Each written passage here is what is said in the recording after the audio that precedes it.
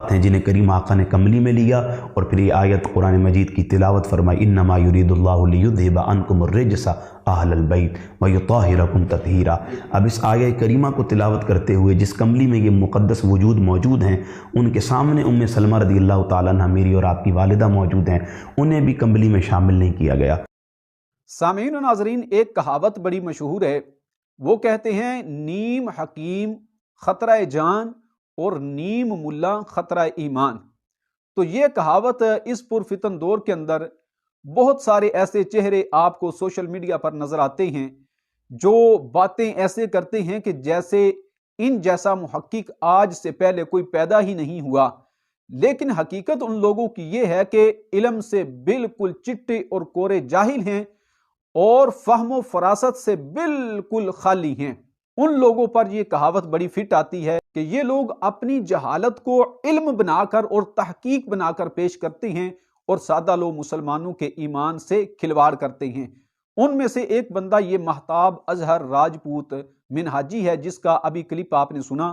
موصوف نے اپنی اس گفتگو کے اندر حدیث قصہ کو بیان کرتے ہوئے یہ کہا کہ اللہ کے رسول صلی اللہ علیہ وسلم آپ نے اپنی کملی کے اندر حضرت سیدہ طیبہ طاہرہ جناب سیدہ فاطمہ الزہرا رضی اللہ تعالی عنہا، حضرت مولا علی شیر خدا رضی اللہ تعالی عنہ اور حضرت سیدنا امام حسن و حسین رضی اللہ تعالی عنہما کو اپنی کملی میں لیا اور پھر آیت تطہیر پڑھی اور دعا کی، یا باری تعالیٰ یہ میرے اہل بیت ہیں، ان سے رجس کو دور کر کے یا اللہ ان کو پاک فرما دے۔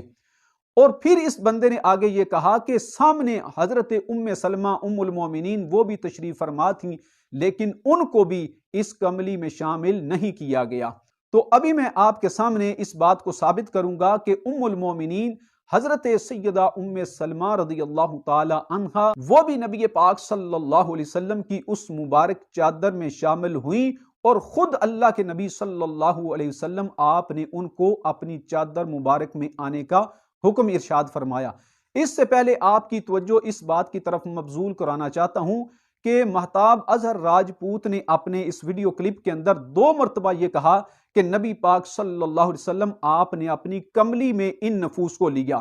یہ کملی جو ہے یہ کمل کی تصغیر ہے، اور تصغیر والا جملہ نبی پاک صلی اللہ علیہ وسلم کے لیے بولنا اور تصغیر والے کلمے کی نسبت اللہ کے رسول صلی اللہ علیہ وسلم کی طرف کرنا یہ ناجائز ہے، منع ہے۔ اس پر میں آپ کے سامنے ایک حوالہ پیش کرنے لگا ہوں۔ یہ ایک عظیم محقق اور جن کو فقیہ اعظم ہند کہا جاتا ہے، حضرت مفتی شریف الحق امجدی رحمہ اللہ، یہ آپ کا فتاوی شارح بخاری ہے۔ اس فتاوی شارح بخاری کی جلد نمبر 1 ہے، اس میں آپ لکھتے ہیں کہ فرہنگ آصفیہ جلد 2 صفحہ نمبر 565 میں ہے کہ کملی کمل کی تصغیر ایک قسم کی اونی پوستین جو بکریوں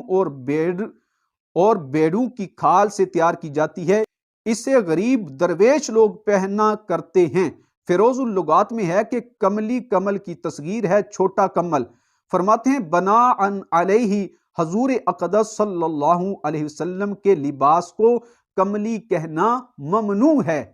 تو یہ محققین نے بیان فرمایا کہ تصغیر والا جملہ جو ہے وہ نبی پاک صلی اللہ علیہ وسلم کے لیے بولنا اور تصغیر والا کلمہ جو ہے اس کی نسبت نبی پاک صلی اللہ علیہ وسلم کی طرف کرنا یہ ممنوع ہے شریعت کے اندر۔ تو اس وجہ سے نبی پاک صلی اللہ علیہ وسلم کی مبارک چادر کو کملی کہنا شریعت کے اندر یہ جائز نہیں ہے، یہ منع ہے۔ اب آتے ہیں دوسرے پوائنٹ کی طرف۔ مہتاب اظہر راجپوت نے بڑے وثوق کے ساتھ یہ بات کی کہ نبی پاک صلی اللہ علیہ وسلم آپ نے جب ان نفوس کو اپنی مبارک چادر میں لے کر یہ دعا کی تو کہتا ہے کہ اس میں حضرت ام سلمہ کو شامل نہیں کیا گیا۔ اس پر میں آپ کے سامنے ایک حوالہ پیش کرنے لگا ہوں۔ یہ میرے پاس کتاب ہے مسند امام احمد بن حنبل،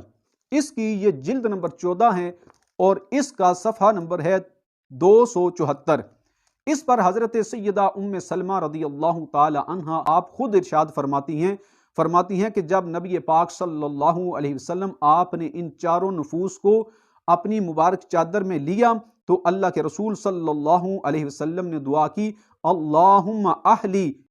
اے اللہ یہ میرے اہل ہیں، اذہب عنہم الرجس، یا اللہ ان سے رجس کو دور فرما دے، وطہرہم تطہیرا، اور یا اللہ ان کو خوب پاک فرما دے، اللہم اہلی اذہب عنہم الرجس وطہرہم تطہیرا، اللہم اہل بیتی اذہب عنہم الرجس وطہرہم تطہیرا، یا اللہ یہ میری اہل بیت ہے، ان سے رجس کو دور فرما دے، یا اللہ ان کو خوب پاک اور صاف فرما دے۔ تو حضرت ام سلمہ رضی اللہ تعالی عنہا آپ فرماتی ہیں،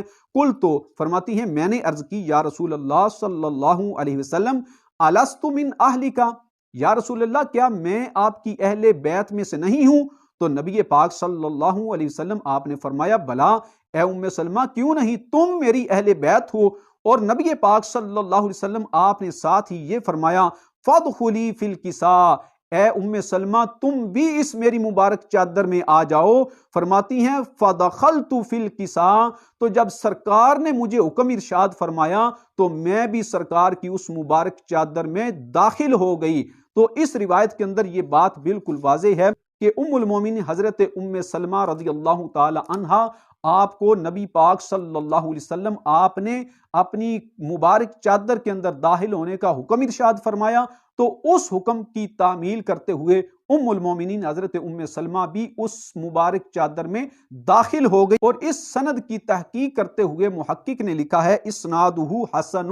اس روایت کی سند حسن ہے۔ تو سند حسن کے ساتھ یہ بات بالکل ثابت ہے کہ ام المومنین حضرت ام سلمہ رضی اللہ تعالی عنہا آپ کو نبی پاک صلی اللہ علیہ وسلم آپ نے اپنی اس مبارک چادر میں شامل کیا۔ حضرت ام سلمہ رضی اللہ تعالی عنہا اس کساء، اس چادر مبارک میں شامل تھیں، اور یہ کہنا کہ آپ کو شامل نہیں کیا گیا، یہ قول بالکل صریح جہالت پر مبنی ہے۔